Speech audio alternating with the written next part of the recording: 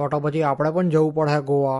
અબે આપણા જેવાનું તો કામ જ નથી ગોવામાં. આપણે તો જીવ બાળીને જ મરી જવું, કેમ કે ગોવાના બધા બીચ પર એવા એવા લંગુરો હાથમાં હાથ ગાલીને માલ હાથે ચાલતા હોય ને ભેણ ચોદ એ લોકોને જોઈને તારી ગાણ માટે એટલો ધુમાડો નીકળે ને કોલસા જેવી કાળી થઈ જાય તારી ગાણ.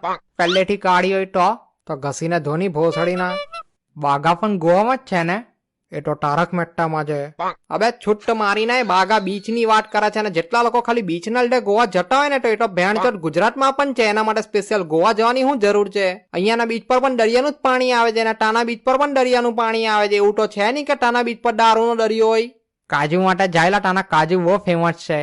હવે જયારે અમે લોકો ગોવા ગયેલા ને ત્યારે એક જણા અમારી પાસે કાજુ મંગાવેલા, પણ અમે ગોવા માંથી નીકળી ગયા પછી અમને યાદ આવ્યું કે પેલા ભણવાના કાજુ લેવાના હતા. પછી અમે વચ્ચે મહારાષ્ટ્ર માંથી લઈને આપી દીધા. ઘંટા એને કઈ ખબર પડી કાના છે કાનાની. એટલે લોકોએ ખાલી હવા બનાવી છે કે ગોવાના કાજુ બહુ ટપ, બાકી ભેણ ચોટ સેમ કાજુ સેમ ભાવે અહીંયા પણ મળે છે. તું અહીંયાથી લઈને આપી દે ને તો પણ કોઈ ગાના ચોયડાઓને ખબર પડે એમ નથી. મેં તો કેવું આપણે પણ કાલે સવારે ગોવા માટે નીકળી જઈએ રાઠોડીમાં પાછા. ભોસડું ગોવા કઈ બાજુની ગલીમાં નથી કે ચાલતા ચાલતા પહોંચી જઈએ, અને ભેણ ચોટ ગોવા કઈ તારી ચડ્ડી જેટલું પણ નથી કે એક દિવસમાં ફરી લઈ તું. ને આપણે તો ગોવા જવા માટે પણ લોન લેવી પડે એમ છે. તું ખાલી ખર્ચો અંબરે ને ગોવાનો એટલામાં જ ગાન ફાટી જાય તારી.